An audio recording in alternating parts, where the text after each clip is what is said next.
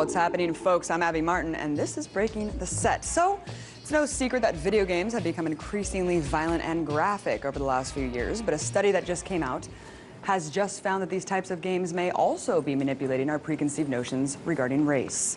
Last week, researchers at Ohio State University and the University of Michigan found that white gamers who played games as black characters made strong connections between African Americans and words like horrible and evil. Participants were asked to play violent games like Grand Theft Auto 5 and Saints Row 2. And after playing the games for 20 minutes, those that played as black characters associated pictures of black faces with weapons and pictures of white faces with more innocuous objects like cell phones. The study concludes that, quote, people who play violent video games as black characters are more likely to believe that blacks are violent people. Playing a violent video game as a black character reinforces harmful stereotypes that blacks are violent. Considering that about 2/3 or 212 million Americans play video games with at least some frequency, this study is just a disturbing development and just demonstrates just how easily our perceptions can be influenced by mass media. So if you want video game makers to stop basing characters on destructive and detrimental stereotypes, then join me and let's break the set.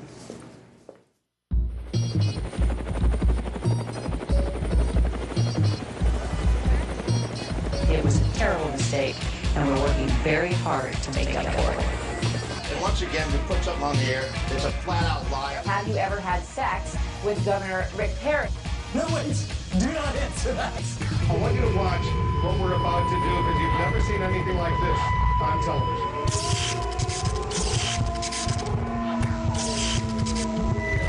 What we need is to question more and to keep it uncensored, real and raw. My simple mission is to change the globe. I'ma do it with this passion and fire and tone. These words are hard hitting, you watching your neck, but you need to tune in because we're breaking the set.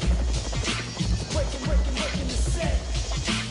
Breaking the set. For the last 16 days, the corporate media has been so obsessively focused on the missing Malaysian airliner that several huge stories regarding the NSA have been backpage, buried, or just plain ignored.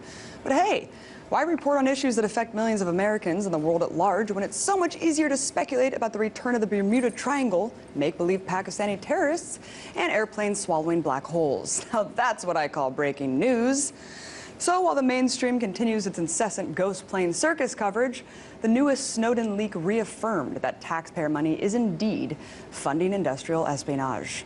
Now, we already know that the NSA spies on Brazilian oil companies, but according to a New York Times story that broke over the weekend, the agency also secretly hacked into Chinese telecom giant Huawei.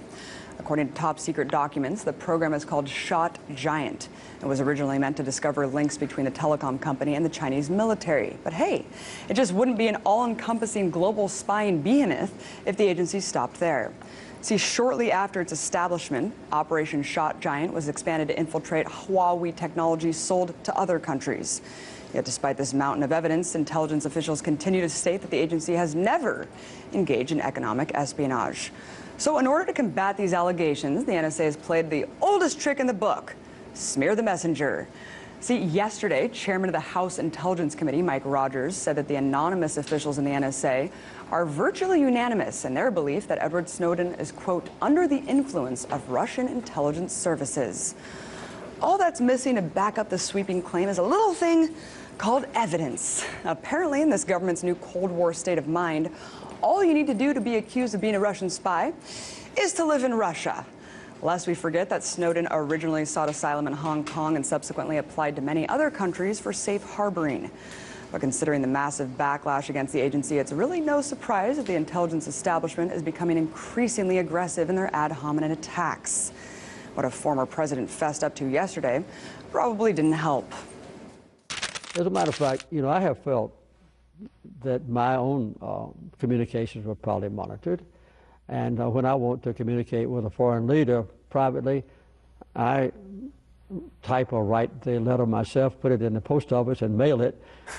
Old-fashioned snail mail. Yeah, because I believe if I send an email, it will be monitored. Yes, that was Jimmy Carter, our 39th president, admitting that even he is not immune from the ever-growing surveillance tentacles of the NSA. Following this interview, Carter went on to tell USA Today that even though he thinks Snowden should face legal ramifications for his actions, it's been good for Americans to know the kind of things he's revealed. But it's not just Carter making waves when it comes to the NSA. This past Friday, my favorite Supreme Court Justice, Antonin Scalia, had quite the revealing answer during a Q&A with students at Brooklyn Law School. When asked about the constitutionality of the NSA's surveillance programs, not only did he hint that the Supreme Court would likely hear an NSA case in the near future, but he also stated that having your phone conversations listened to without a warrant isn't protected by the Fourth Amendment because, get this, the amendment only covers persons, houses, papers, and effects. How unfortunate that the Founding Fathers didn't foresee the invention of the telephone and the internet and include them in the Fourth Amendment. It's good to know that the highest judge in the land has such a strict interpretation of the Constitution. So while these issues go entirely unchallenged by the corporate press, it's up to the rest of us to keep challenging an intelligence apparatus with an out-of-control power structure that continues to force itself into the lives of every citizen, corporation, and government entity on the planet.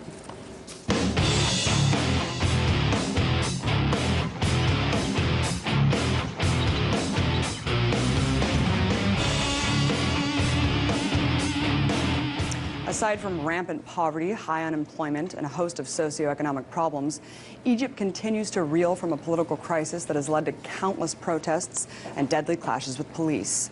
The majority of the violence stems from last year's ousting of Egypt's first democratically elected president, Mohamed Morsi. Since then, the country's leadership has been at the helm of Abdel Fattah el-Sisi, the head of Egypt's military and the lead player in Morsi's ousting. A crackdown on opposition to military rule has resulted in the arrests of over 16,000 people and recently culminated in the death sentences of over 500 individuals. With Egypt's elections just around the corner, I'm joined now by RT Arabic correspondent Rima Abdul Hamdia to help me break it down. Thank you so much for coming on, Rima. Really shocking news here. What exactly prompted the government to sentence over 500 individuals to death, and how unprecedented is this kind of ruling? I've talked to many people, given the fact that I'm not Egyptian, I don't know much about what's going on in Egypt in the latest few months. I talked to many Egyptians who are following the news out of Egypt closely. None of the people I talked to, whether they're from left or right or center, you name it, said that this is an okay sentence. A lot of them said that this is a politically motivated judicial system that basically sentences over 500 people to death within 2 sessions. It only took the judge 2 sessions to sentence. A lot of these people were sentenced in absentia. Or 2 sessions to sentence over 529 people actually to death. This is unprecedented. It never happened in the past. The Egyptian system, judicial system, never witnessed a sentence of this size in such a short period of time. And I can just give you a lot of the websites. I looked at many of the websites. A lot of the websites were recording what this judge, the previous verdicts of this judge. Amazing. 30 years for someone who stole a coat. Wow. 15 years for a worker who harassed a girl. Security officers acquitted in the case of killing the January revolutionaries. 1830 and 85 years sentenced for killing a worker and injuring his cousin. And now the acquittal of, or the death sentence for 529 people. For the people who haven't been following this story, Rima, can you explain what exactly these 500 people are being even sentenced for? Isn't it for the death of one security official? One security officer, allegedly the killing of one officer, attempted killing of 2 more, and basically breaking into a security center. Yeah, I just don't understand how you can possibly, lump in 529 people for the attempted death of 2 people and the death of 1. How likely is it that the Egyptian government will actually go through with these sentences? A lot of people say that they are not going to go through. We're going to see a lot of appeals. We're going to see a lot of action. Amnesty International already spoke out against this. A lot of the centers in legal systems, legal centers in Cairo had already spoken out against this. So I think we're going to witness a lot of appeals. A lot of the sentences are not going to go through, but we don't know where the system is headed. A lot of people say that this is going to have a lot of negative, impact on the future of Egypt, especially on the I'm sure it's just going to incite a lot more violence, which the country definitely doesn't need right now, Rima. Egypt's military launched a crackdown on the Muslim Brotherhood, of course, in mid-2013. Can you give us a short breakdown of what that crackdown consisted of? Well, basically, after millions and millions of people walked out, took to the streets to commission Abdel Fattah al-Sisi, the field marshal of Egypt, to basically oust Morsi, the former Egyptian president, come July 3rd, that's exactly what he did. He ousted the president, and he basically cracked down on the Muslim Brotherhood. A lot of the sit-ins were organized, a lot of the protests were organized, but a lot of people describe what he used as an iron fist against the Muslim Brotherhood. And then later on, he announced, or the legal system in Egypt announced the Muslim Brotherhood as a terrorist organization. And Egypt's scheduled to begin the presidential election process soon. Can you speak to whether or not Egypt's likely to see a clean democratic transition here? Given the situation that's going on the ground right now, we don't know how the election process is going to take place. The election system itself, the election law itself, has a lot of flaws that a lot of the legal experts have spoken out against. So I don't know. The process itself, the logistics of the process itself seems impossible to organize at this moment. I don't know how it's going to be democratic, fair, free elections, given the fact that what's going on in Egypt right now makes it impossible even to organize the elections themselves. Right, and of course, even though the U.S. partially suspended its $1.5 billion aid package, it never declared the ousting of Morsi a coup, which only just kind of brings us to how is Washington going to react to this latest kind of egregious sentencing to these 500 people. Unfortunately, we're out of time. Rima, thank you so much for coming on, breaking it down. Thank you. Coming up, you guys, I'll talk about the 25th anniversary of the Exxon Valdezs oil spill. Stick around. Their patients are force-fed.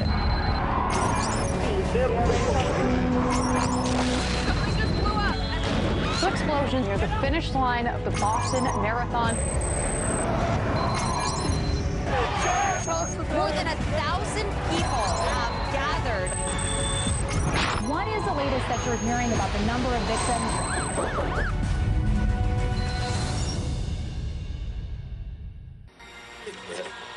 5 seconds. And over the mic is all fuel to go. Did you know the press is the only industry specifically mentioned in the Constitution? Stand by. That's because a free and open press is critical to our democracy. Track Alpha. Roll Alpha. In fact, the single biggest threat facing our nation today is the corporate takeover of our government and our press. Stand by, camera 1. We've been hijacked by a handful of powerful transnational corporations that will profit by destroying what our founding fathers once built up.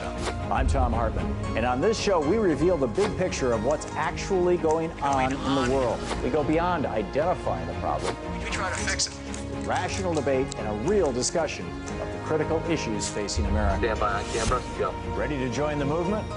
Then welcome to the big picture.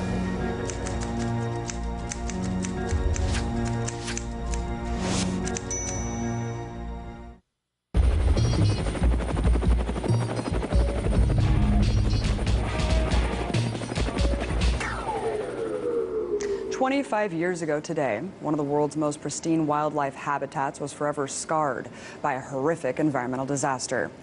On March 24th, 1989, the Exxon Valdezs oil tanker slammed into a reef in southeast Alaska, ripping its hull open and pouring more than 11 million gallons of crude oil into the gorgeous seascape. Subsequently, there was a holocaust of birds and sea creatures which died excruciatingly painful deaths from being drowned out by over 1,000 miles of crude oil. In 1991, Exxon paid $1 billion in damages for its role in the disaster and pledged another $100 million for unseen future injuries. However, Exxon has since refused to pay a penny more, despite pleas from President George W. Bush asking for at least $92 million additional dollars to fund the recovery efforts. And despite Exxon reps claiming that the sound is thriving and fully recovered, upon further investigation, the wildlife is still suffering detrimental effects from the lingering pollution, and oil still plagues the sea and the shores. According to The Telegraph, quote, federal scientists estimate that between 16,000 and 21,000 gallons of oil from the spill lingers on beaches and 450 miles away, some of it no more biodegraded than it was at the time of the disaster. Furthermore, long-term studies of animals and habitats affected show that less than half have recuperated, signaling that the ecosystem might never, ever fully recover. Here's environmental advocacy group Sierra Club discussing the 25th anniversary of Exxon Valdezs and what its lingering impacts can teach us about the risks of future oil drilling endeavors. The images that everybody saw that year were spectacularly horrible, with the otters dying and birds dying. The acute mortality was spectacular. But 25 years later, what we have learned is that the injury persists. There will never be full recovery from the Exxon Valdez oil spill, period. This has to be figured into our risk calculus about oil development, drilling, transportation, pipelines, shipping, anywhere and everywhere. We have to simply be honest about what the potential risks are. 25 years later, the horrors remain and the world still remembers Exxon as the notorious culprit, along with the drunk captain of the oil tanker responsible for its crashing. But according to a new report on Truth Dig by investigative journalists and one of the lead investigators for the Exxon Valdez legal team, Greg Palast, there's another hidden culprit behind the spill. British Petroleum, otherwise known as BP. Yes, the same oil corporation that was responsible for the Deepwater Horizon explosion and subsequent dumping of 210 million gallons of crude oil into the Gulf of Mexico in 2010. So, here to break down the effects of Exxon Valdez and BP's unaccountability for two of the biggest oil disasters in history, Greg Palast, always a pleasure to have you on. Glad to be with you, Abby. Greg, before we get into BP's role in all of this, I wanted to read you a statement by Richard Keel, a senior media relations advisor at ExxonMobil, who said, quote, "The overwhelming consensus of peer-reviewed scientific papers is that Prince William Sound has recovered and the ecosystem is healthy and thriving." Greg, what's your response? I'll tell you what, why doesn't he get on a plane with me? I just went up there with cameraman Rick Rowley, and if you go to gregpalast.com, you'll see it. You stick your hand in the gravel at Knight Island. This is 25 years after the Exxon Valdez spill. And I did this with a glove on, and you come up with crude. It smells like a rotten gas station. The oil's all over the place. When there's a storm, the sheens come out. The seals are still going blind from that stuff, the ones that return. The birds still get caught and they die. The natives who live there and are supposed to live, and they used to live off the razor clams and the wildlife there, now they're bringing in canned food. In fact, Exxon was very kind. They brought them seal food, which was meant for, in cans meant for zoos. And so, it's still there. The damage is still there. The damage to the wildlife is still there. The oil's still in those rivulets in the islands all throughout the Prince William Sound. And just like it is in the Gulf, they've already declared the Gulf that nature's taking care of everything. That nature's just a happy toilet, and you just poop in it, you flush it, and it's gone. That's just not how it works. I can't help but think if these peer-reviewed scientific studies were paid for by Exxon Valdez, we know how they like to do that. Greg, actually, they are. Yeah, well, there you go.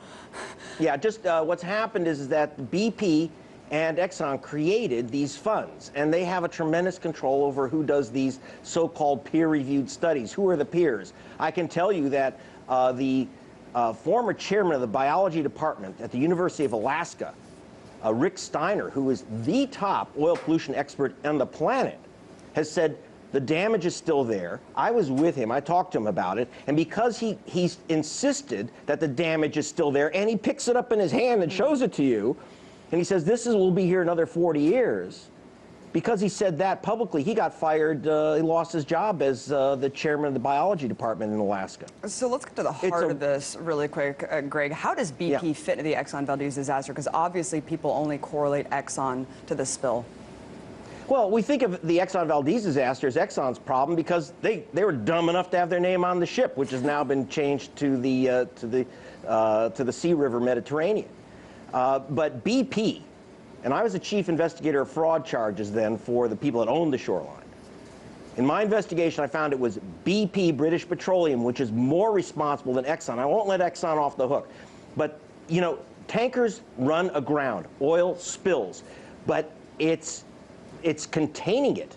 You don't have to have a tanker leak oil and it goes and it destroys 1,000 miles of coastline. It was British Petroleum that was in charge of making sure that that oil never left the area of the ship. It's not rocket science. Basically, you put a rubber on it and you suck. You put this rubber boom around the ship, a big rubber skirt. You can make it miles long. And then you take skimmer ships with hoses and you suck the oil out. It's not rocket science. And in fact, the Exxon Valdezs hit at Bly Reef. British Petroleum had promised in writing, under oath, that they would have a skimmer ship, that they would have the equipment right there at Bly Island. It was as if you had started a fire in front of a fire department. It should have been completely contained, no damage. But in fact, BP had lied. They lied under oath. They lied in writing. They never placed the equipment there. They said it was there, and it wasn't there. And that's only the beginning of the tragedy. BP was also supposed to have a full-time emergency response team. It's just like those barges are like fire trucks. You don't have a city without a fire truck. You don't run tankers without the barge, which is like the fire truck in an emergency. And you can't have fire trucks without a fire crew. The natives of the Prince William Sound, the Chugach natives, had been trained, and they'd been hired and trained to be the emergency response crew. They knew how to put out that rubber. They knew how to run the skimmers. They could jump out of helicopters into that water and handle the whole thing. They knew what to do. But they were watching from Tititlik village. They were on the beach watching this tanker come in. They were helpless because they'd all been fired by BP to save money. Their equipment was taken away. They had no emergency equipment with them. They were the only trained crew. BP actually made up fake lists of emergency workers who didn't exist. So they had phantom equipment, phantom crew, and even insane, more tragic. The natives watched the ship come in. So you're saying on paper, they had all of these things that they were supposed to do legally. They evaded all of them just to save money. Great. It seems like these people were blocked and thwarted in every way to pursue adequate cleanup efforts, including threats, phone tapping, and bribery. Can you expand on some of the dirtiest of the tricks BP used during the time to stifle the narrative?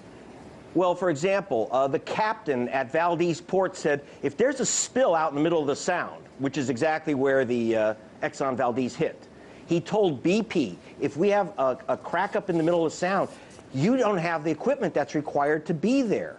And he wrote this in a letter. That was Captain James Woodall. He was then fired, and they showed him, and if he wanted to complain, they showed him a file of his supposed marital infidelities, completely fabricated. And then they told him, if we're going to take away your entire pension unless you destroy your files and your complaints. That was Captain James Woodall. I happen to get a hold of the so-called destroyed files. I have them. The other is that the shipping broker, Charles Hamill, who was helping them arrange to get the oil out of Valdezs, was so panicked about the dangers because they didn't have the equipment out there that he took the Concorde. He was a wealthy man. He took the Concorde to London to talk to the chief executives of BP in London because he thought it was such an emergency that they do something. This is before the Exxon Valdezs hit the rocks. And their response was to hire ex-CIA spooks, break into his home, tap his phone, read his mail, and then when he was meeting with a congressman, Congressman George Miller, in a building in Washington, they actually ran a toy truck with a microphone through the air conditioning vents so that they could eavesdrop illegally on a conversation between the whistleblower and the congressman. Unfortunately for them, they also were eavesdropping on a team of Navy SEALs that then arrested these guys. Greg, this is outrageous. I mean, we know now BP's hiring trolls online to threaten and harass its critics of the Deepwater Horizon oil spill. But I mean, why would they go through such great lengths instead of just adequately cleaning up the spill? I mean, it seems like it would backfire ultimately, but of course no one's talking about it, as we know today. It's the cash, Abby. It's the cash. And which is that it really costs billions of dollars a year to run a safe system. It costs millions and millions of dollars to have barges, full-time spill response teams. But for the same reason we have fire trucks at the ready in a city, the reason why we have firemen. is that there are fires, and you have to spend the money just in case. You have to have that equipment. BP found it easier to pretend that the equipment existed because who's going to look out there in the Prince William Sound? Who's going to look in the Gulf of Mexico? Who cares? So I have to tell you, when I looked at the Deepwater Horizon blowing up, and I watched those flames coming out of that rig, and there's all these fire ships spritzing water on an oil fire, I said, where's the containment boom? Where are the skimmer ships? They had the same exact plan in the Gulf of Mexico as they had in Alaska, and just like Alaska, it was a phantom. It didn't exist. So that when, for example, there was no reason why the Deepwater Horizon oil had to go over 600 miles of Gulf coastline. All they had to do was surround the thing with this rubber boom. The Navy had 400 miles of the stuff, but BP did not have the boom, just like in Alaska. And the reason they got away with it in Alaska, and remember, I was on the legal team, we had no choice. We were told, if you even mention the F word, fraud, you'll never get a penny from us. BP got away with paying all the natives, all the fishermen, the government, everyone paid $125 million, 100% of that from their insurance fund. So BP got away with the damage that they created in Alaska. So obviously they thought, hey, if we got away with it in the Exxon Valdezs breakup, why can't we get away with it in the Gulf? So that's why they didn't have the equipment in the Gulf either. Greg, I just don't understand. I mean, you're saying who would look in and make sure that these are, you know, safety precautions are being met? The government! I mean, if you're going to be taking these insane risks, deep water drilling, putting tankers out in the middle of the Arctic, for God's sake, I would hope that there would be some sort of oversight, Greg. And of course, no lessons were learned from the Exxon Valdez spill. Here we go with Deepwater Horizon once again. As you mentioned, Obama just authorized BP to return to drill in the Gulf this month. What is it going to take to hold these corporations accountable for poisoning the planet? Greg, we have about a minute left.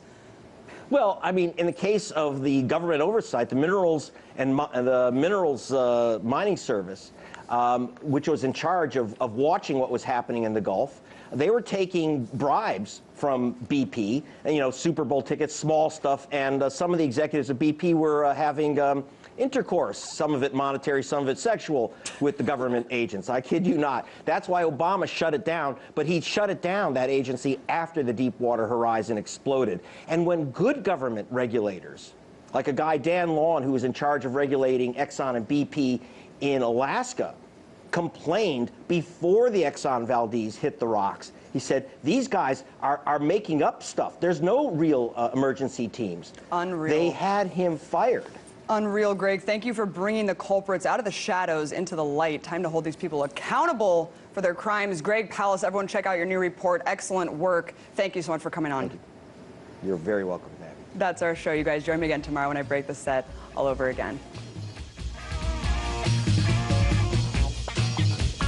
5 in Saints Row 2. And after playing the games for 20 minutes, those that played as black characters associated pictures of black faces with weapons and pictures of white faces with more innocuous objects like cell phones. The study concludes that, quote, people who play violent video games as black characters are more likely to believe that blacks are violent people. Playing a violent video game as a black character reinforces harmful stereotypes that blacks are violent. Considering that about 2/3 or 212 million Americans play video games with at least some frequency, this study is just a disturbing development and just demonstrates just how easily our perceptions can be influenced by mass media. So if you want video game black holes, now that's what I call breaking news. So while the mainstream continues its incessant ghost plane circus coverage, the newest Snowden leak reaffirmed that taxpayer money is indeed funding industrial espionage.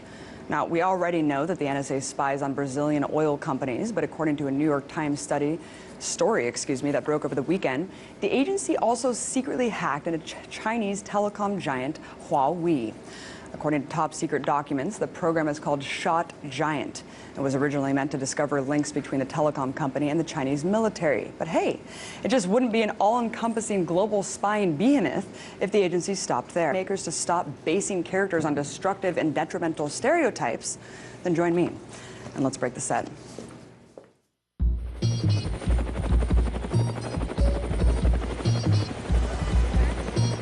It was a terrible mistake, and we're working very hard to make up for it. Once again, we put something on the air. It's a flat-out lie. Have you ever had sex with Governor Rick Perry? No, wait. Do not answer that. I want you to watch what we're about to do because you've never seen anything like this on television.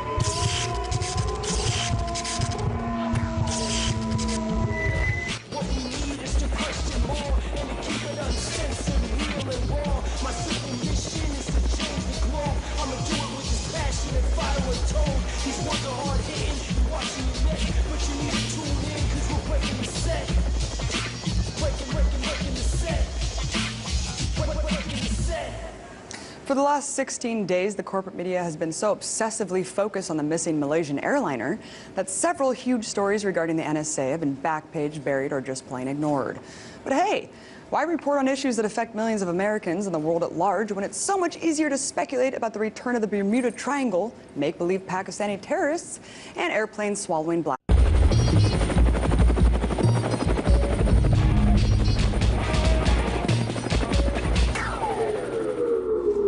What's happening, folks? I'm Abby Martin, and this is Breaking the Set. So, it's no secret that video games have become increasingly violent and graphic over the last few years, but a study that just came out has just found that these types of games may also be manipulating our preconceived notions regarding race. Last week, researchers at Ohio State University and the University of Michigan found that white gamers who played games as black characters made strong connections between African Americans and words like horrible and evil. Participants were asked to play violent games like Grand Theft Auto